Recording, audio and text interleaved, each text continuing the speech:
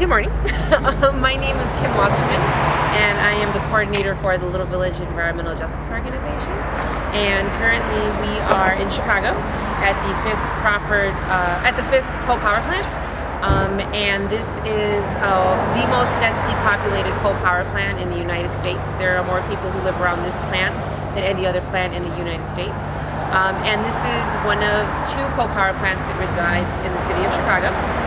We are very fortunate in Chicago to not only be the greenest city in the nation, but to also house two of the oldest and dirtiest coal power plants in our city limits.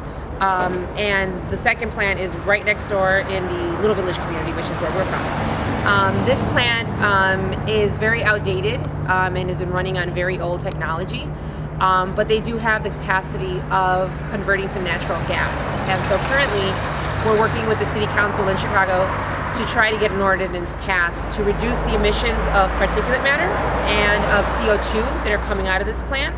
And the levels that we have picked for them to drop down to are equivalent to that of a natural gas plant. That way, people in Chicago, when there is an energy spike, don't have to worry about losing a lot of power in Chicago because they could substitute power in under natural gas. We recognize that's not a renewable energy, but through a transition period, this is the best that we have in a city like ours right now. And so this community, unfortunately, has been very heavily impacted by this power plant because there's so many people who live around here. There's a park right across the street from the plant. There's a high school a block away. And there's so many apartments in this part of the city that we have a lot of folks who are affected by the air contamination and the pollution that they put out.